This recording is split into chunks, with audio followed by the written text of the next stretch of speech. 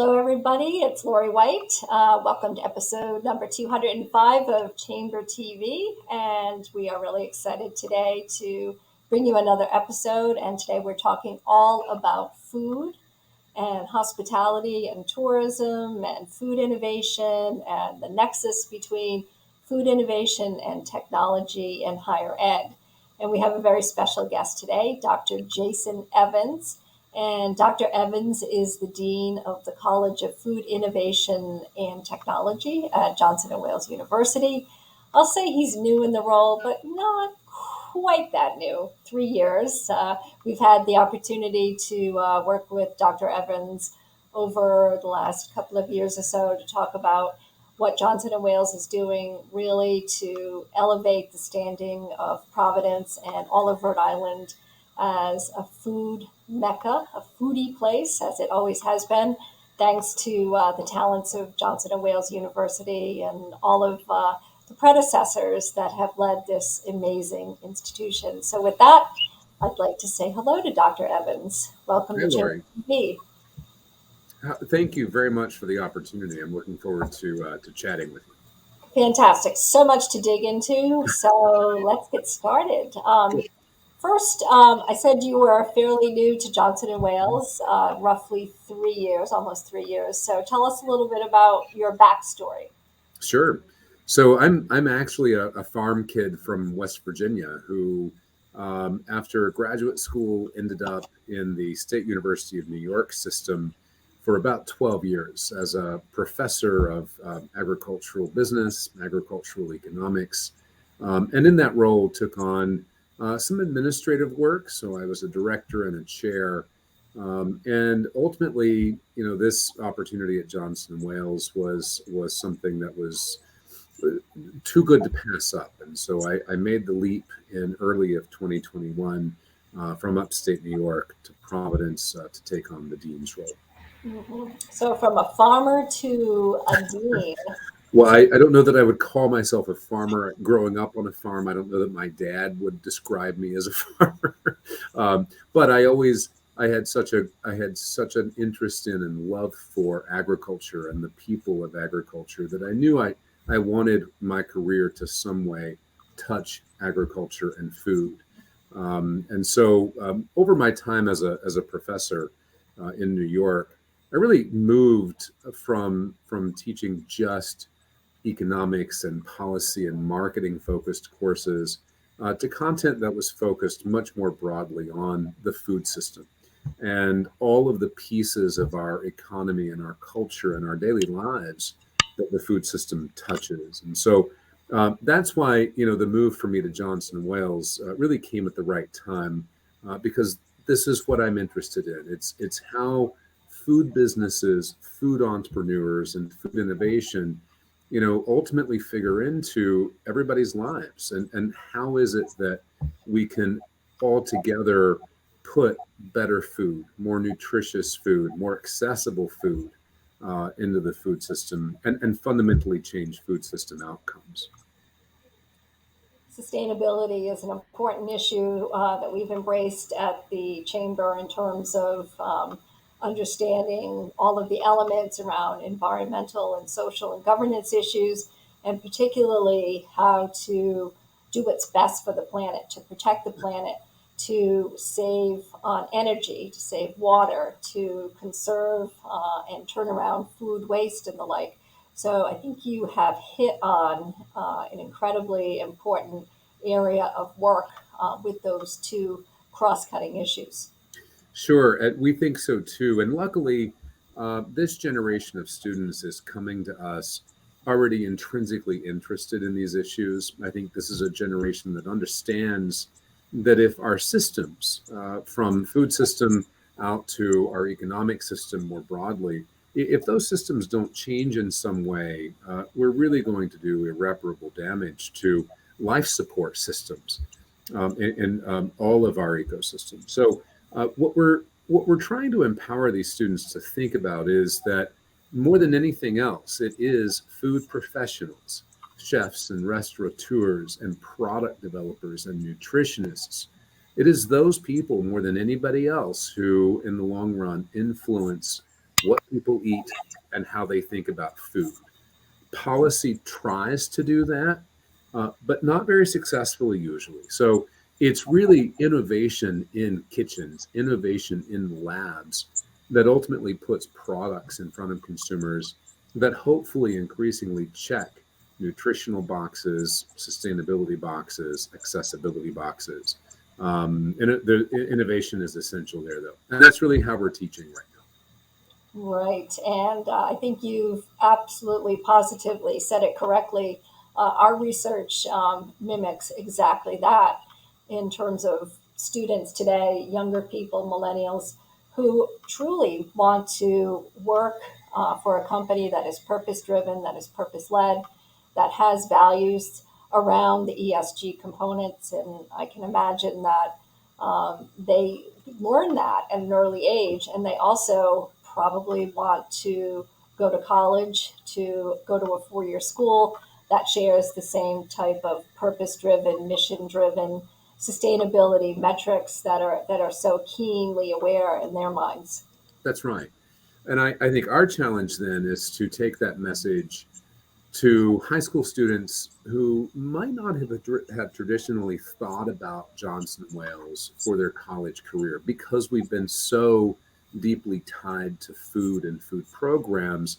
I think a lot of students who are thinking about pursuing science or natural sciences or policy in college don't really think about exploring those areas using food as a vehicle or through the food system lens. And so, really, the onus is on us to message to a much broader group of prospective students that if you're interested in sustainability, if you're interested in health and quality of life, what more direct way to affect those things than through food?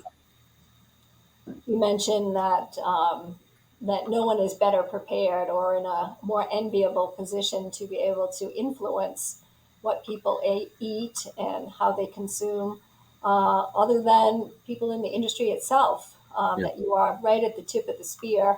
And I recall a few years ago attending some programs at Johnson and Wales University with stakeholders talking about the economic development potential of food innovation from Johnson and Wales University, and also talking about some interesting things around development of new menus where chefs could say, okay, well, we want to widen the palette, we want to broaden the palette of the average consumer.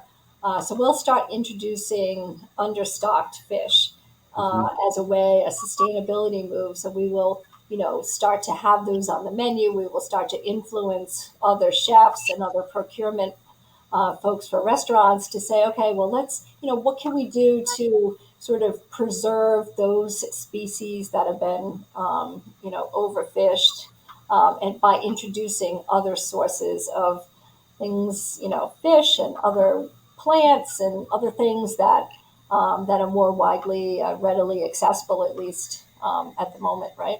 Right. And we actually have ongoing projects, even as we speak, through our Eco Lab Center for Culinary Science, where we work with companies on exactly these types of issues. For instance, how do we make marketable products out of fish and shellfish species that right now don't have commercial markets? And rather, we keep just overfishing the same old go-tos. And so, what if we can develop new platforms and new products around species that are basically right now bycatch or byproducts of a catch? I think that is a move towards sustainability. So we have projects ongoing like that all the time, and of course, those principles we embed directly into our lab classrooms. I mean, we have lab opportunities that are focused exclusively on waste mitigation, or that are focused exclusively on local or seasonal ingredients. So really, we do think that these students are well prepared when they leave us to use the technical skill that they have to really do good work. And yes, make money. I mean, that's part of the message too, right? That there's so much room for innovation here. Ideas and good ideas make money in the market. So we're proud that our graduates not only help move the needle toward better larger outcomes in the food system, but that they're also very successful.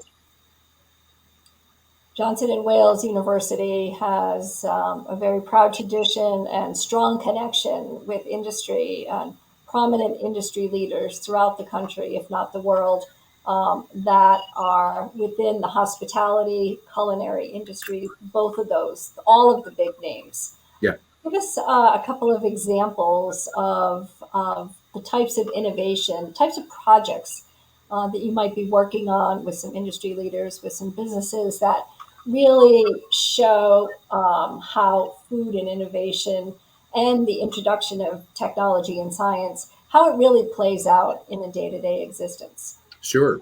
So the simplest is what I just described, where a company will hire us through our Eco Lab Center to really look at the ingredients that they have available to them and make sure that they are full utilization, that they're using what they have instead of going after things that might be in threatened or short supply. Another example is actually, there's a lot of kitchen techniques that are gaining popularity in kitchens all over the country, including some fermentation techniques or aging techniques. The problem with them is that the food safety parameters for those techniques aren't well formed. And so a lot of departments of health around the country might struggle with restaurants or other food establishments doing these things, even though they allow much fuller ingredient utilization, they mitigate waste. There's food safety question marks around them. And so what our team can do is to actually develop scholarship around those techniques so that the industry can use them much more safely, so that departments of health know how to sort of inspect those processes and know how to make sure that they're safe. So the food safety is an innovation dimension that I think we don't think about a lot, but it's a role that we can and are playing in the food industry now. So are you referring to like kombucha and those types of products? Those types of things. Yep. And by the way, as you might imagine,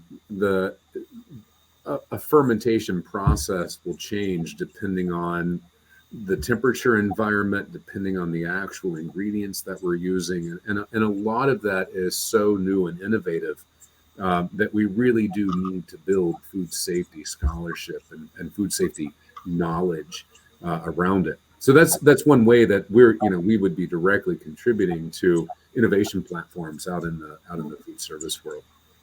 Yeah, so no doubt you're partnering with a lot of those brands that have perfected that technique in a good way and hopefully draw out and bring to the forefront some of those lessons, those techniques, some of those areas that need further development so that Right. this could be introduced into the world for others to really replicate too. And the good news is for a lot of that work, we don't really have to go far beyond what's happening in our own laboratories. I mean, by the time these students in culinary arts, for instance, are juniors and seniors, their lab experiences are really built around them developing their own menu and restaurant concepts. So it's most of the time, it's not even outside stakeholders that we're working with on these processes. It's coming up organically from our students' innovation. So, in addition to fermentation and aging issues around best practices, what other examples could you give of some of the top brands in the world and what they might be struggling with a go-to-market strategy? Sure. So first of all, the food landscape food and beverage landscape is more competitive in general than it's ever been before. And I think that any average consumer would see that going to a grocery store or a restaurant. I mean, the variety of global flavors at your fingertips and the variety of sort of modalities for delivering those flavors in plant-based form or traditional meat protein. So the market is full of options and it's very competitive. And so, one of the challenges that these businesses always have is making sure that they've got the right labor, the right people in their system. And so that for me is the primary way that we serve industry. It's that we're growing talent for them. And boy, the number of companies that come to us every year through our career fairs and otherwise is tremendous because of the talent that we can provide them. The other thing I would say that we are contributing to, in the way that our faculty speaks with industry, speaks at conferences and other places where you find food and hospitality employees, is the just the challenges that organizations face now trying to hire or hiring their young workforce. I mean, as you know, the pandemic and everything that came after it resurfaced labor markets in ways that we really still don't understand. What we know is that the way people think about work and that linkage that they make in their heads between work and reward is completely different than it's ever been. And so that means that organizations have to restructure the way they're incentivizing work, have to restructure the way they incentivize just employees, have to restructure the packages they're offering them. So we actually, because we have so many tentacles in the food service and hospitality industries, I think that's increasingly a way that we can work directly with industry. I mean, in part because we see Generation Z every single day. We've also had to think about how we offer classes, how we teach uh, for this particular generation and their context. So that's maybe another way that you don't think about naturally that we partner with industry or that we are of help to industry. But it's top of mind right now for any food and hospitality organization. You mentioned a couple of things there that I found really fascinating. And of course, we want to acknowledge that probably disproportionately those in the food service industry, hospitality, food and beverage, et cetera, are really customer facing Mhm. roles Yeah, whereby, the option you can't, you know, be doing remote work yeah, and working in the industry predominantly, right? right. I'd say that's a fair statement, right? There's exceptions, but yes, Yeah. Particularly, I imagine though, as you get higher up in the specialty, as it becomes science driven and the like, there may be those areas, research and development oriented, where the workforce could in fact be more hybrid. But tell us what your observations are about the changing nature of what happens in a traditional restaurant today Mhm. post COVID, understanding these workforce issues around essential work and people saying, okay, well, I don't know if I really want to go do that. I want to do something else. what Sure. what trends are you seeing, and how can you help your clients and your fellow culinarians really reverse this trend and make it a place that Generation Z really wants to flock to for at least an entry level role? Sure. Well, I'll preface that by saying that we still very much bring are interested in the same trajectory that students 50 years ago were, which was they want to work for an executive chef at a Michelin rated restaurant. And they know that that's going to come along with long weekends, late nights, hot, very difficult kitchens, and a lot of stress. We still very much have students that want that because they ultimately want to end up as a chef owner or an executive chef at a world class restaurant, and they come in knowing what that takes. But increasingly, though, the opportunities in the food and hospitality world are so broad that there are plenty of opportunities for our students to walk into much more regular work hours, 9 to 5, Monday to Friday type jobs with very clear promotion pathways, with very clear benefits packages.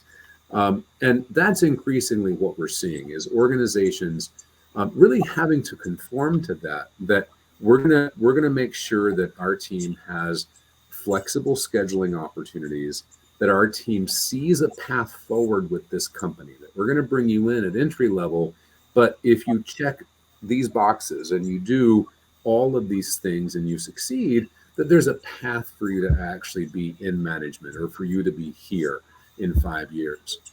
Paired with that, though, and you've already mentioned this, I think an organization has to sell itself much harder these days on its larger mission. And yes, we all know that profit and economic sustainability is always part of that. But there's a real opportunity here for organizations to talk up the ways in which what they do actually makes their community better. They're actually maybe scratching the surface on a larger food system problem.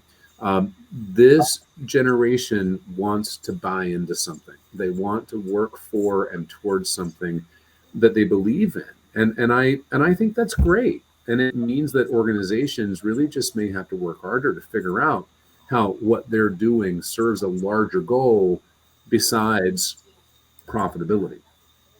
Well, they are at the leading edge of seeing the degradation of the planet and Absolutely. weather and storms and extreme conditions, Yeah, around, around everything sustainable. Um, sure.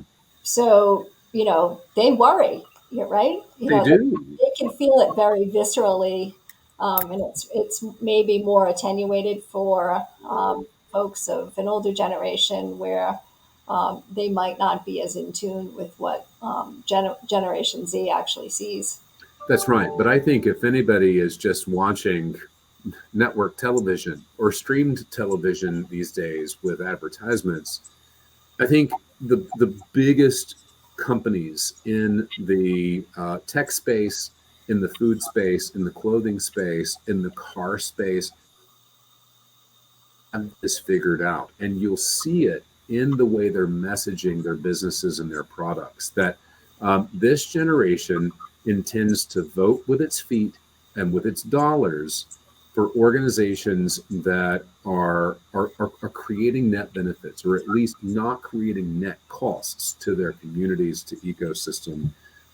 Again, there's a lot to be said on the bad side about this generation coming up, right? Their dependence on handheld technologies, their attention span. But the truth is, they do believe in bigger ideals as a group. I mean, you can't generalize, but collectively they believe in bigger ideals. And I think the organizations that are going to succeed in this labor market are the ones that can speak to that. Let's talk a little bit about food as medicine, Indeed. an important category. And, over the last couple of decades or so, we've seen the rise in different types of food preferences, food allergies, different types of diets, whether it be gluten free or paleo or vegan or, any number of different preferences that are sorted out. So how as an educator do you prepare your students to contemplate going into a world where there are in fact so many profound concerns around what is going into a person's body and whether you're allergic to it or whether it's going to be raise your cholesterol or the Sure. sugar and the mix of issues that goes through a person's head when they think about what they're consuming and what it's doing to the body. Sure. So luckily, we have long-standing academic programs in culinary nutrition and applied nutrition and dietetics, where that are great platforms for that messaging, right? That are great platforms for creating professionals who do just what you're describing, which is to help people through their food choices attain wellness or live healthier lives. Um, the way we're messaging this really to all of our incoming students, though, not just culinary nutrition or dietetics majors, but to all of our students, is that one of the areas where we need innovation quicker than anywhere else is in changing the daily nutritional intake of the average mass consumer. And that requires that you understand where most consumers get their food. Most consumers will get their food uh, in the middle aisles of a grocery store or through takeout, fast casual, or fast food. If we don't figure out how to improve the nutritional outcomes from eating from those venues, we're not going to make a dent in the impacts that we already see on human health from our eating behaviors. I mean, the number one killer of adults in the United States is still heart disease. I know there's genetic components to that and other pieces, but there's a large extent to which that is about what we eat. And I think that we live in a population that doesn't maybe even understand how bad it feels most days because it's never felt anything but bad. So luckily though, the phrase culinary medicine or food as medicine is much more common in the vernacular than it was even 5 years ago. We, for a long time, have had programming available for medical school students where we bring medical school students from Brown, from Tulane, into our food labs every semester so that they actually spend time in our food, our culinary, our cooking labs because they're interested, because they understand if they're trying to counsel a patient through symptoms or through a disease, if they're able to talk food language and really understand that patient's food preferences and how we can morph those just a little bit to still stay within that patient's flavor preferences but have better health outcomes, that's incredibly powerful. So my hope is that food as medicine continues to grow as a concept and ultimately pervades the way doctors and dietitians work. We're already training our crew to think that way. You mentioned understanding how to improve our own health and our bodies, and understanding what is comprised of the food chain. But one issue I've always been confused about, and I'd like to hear the pros and cons from your perspective, is the benefits and lack thereof of GMOs. Mm, great question. So right now there have been commercially available genetically modified commodity products for 20, 23, 24 years on the market now. There's no scientific link at this point between consuming genetically modified organisms and human health, in part because the processing that these commodities goes through would destroy the genetic material in the product anyway. However, I completely understand the ounce of caution that we need to take with something like genetic modification. I mean, we're taking genetic material from one species and inserting it in the genetic material of another. There are potential ramifications of that, if not for human health, certainly ecologically. I mean, you could imagine creating a situation of what we would call a super weed, creating a situation where you have an uncontrollable invasive plant species. So I think it's worth caution. But for right now, medical evidence doesn't suggest a link between consuming GMOs and human health. But I'll also caveat that by saying, just because we've been eating these things for, call it 25 years, um, we are doing something to ourselves. I mean, disease incidence suggests that we, either through our environment, the way we're exposing ourselves to what's in the environment, or the food we're eating, we're not making ourselves healthy. And so, just because we don't know of a linkage between consuming something and a health outcome now, doesn't mean that there isn't one there. So much to think about and so much to consider and reflect upon. You think about the perimeter aisles in the supermarket. You talked about, stay Mhm. away from the middle. I try to focus around the edge where we don't have processed foods as much, and Right. farm to table, or ocean to table. That's where all of that lives. But you know, pesticides and pollution and runoff and all kinds of things are inherent in those products as well. So For you think sure. about you think about the trade off, or is it just me where I I worry about everything, Well, me too, and there's trade-offs with everything. And frankly, if you asked me to identify the one change in eating behavior that would knock out the most problems, even though it would create some new ones, but that on net would knock out the most problems, it is a move toward eating more whole food, and away from uber and highly processed foods. And just in the last year, the amount of research that's actually been published on the linkage between highly processed foods, and health outcomes, really is more than we've seen before, in all the years that preceded it. So if I were to pick one thing, it's using whole ingredients, either to form dishes or just eating on their own.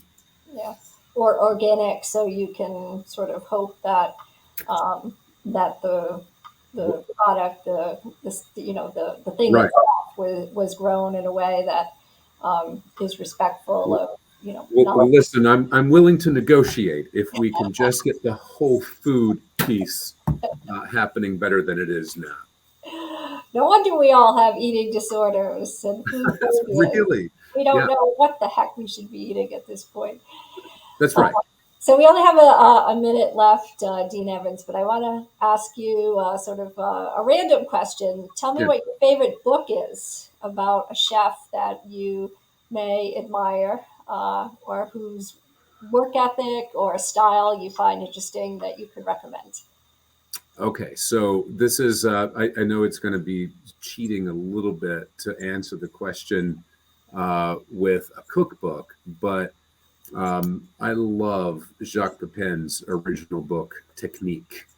Um, I just love the way he frames food. I love the way that he crafts recipes. And actually, Jacques Pepin is a great friend of Johnson Wales, and will be here in person at our 50th anniversary gala, coming up on September the 29th, celebrating 50 years of culinary education at Johnson Wales. Jacques Pepin will be joined by a number of other notable food and food media personalities that will join us that night, and anybody can attend. We still have some general admission tickets available for the gala, and we would love to see a lot of folks from our community come out and celebrate with us. Well, what a generous offer that is, and that is so exciting. And did you see his picture on the front cover of Food and Wine magazine last month? I did. No, he's fabulous. Honestly, he is. I have been so lucky in this job to meet a number of people, whom before the job I counted as celebrities, and it's sort of just old hat here at Johnson Wales. We welcome so many notable folks through our doors. Jacques Pepin doesn't disappoint. He's exactly what you need him and expect him to be. Well, it was a fascinating article that accompanied the photo, and the author was taken by his hands and the dexterity of his Yeah. hands, and the nimbleness of the way he uses a knife and the way he styles his plates and the like. So it was truly a very enjoyable article to read. So everyone should run out and buy last month's issue of Food and Wine Right. so that they can go to your gala and have Jacques Pepin provide a special signature for And really, the all occasion. people have to do is Google JWU 50th Gala or any combination thereof, and the registration page will come up. We'll have food from 15 or 16 local alum restaurateurs, some of our former faculty, our current students. Really, I think it's going to be the foodie event of the year in Providence. Perfect. So thank you so much for being with us. This has been fantastic. I don't think there's anybody on the planet that can't relate to a discussion around food and its many twists and turns and the way it all unites people and generations and We family all eat. cultures, right? So keep up the fantastic work. We are very proud to be a partner of Johnson and Wales University and all that you do, and we thank you for the tremendous economic impact you and your students and your faculty and staff have had on the city and our state for a very, very long time. So thanks. Thank you very much, Lori. Thank you.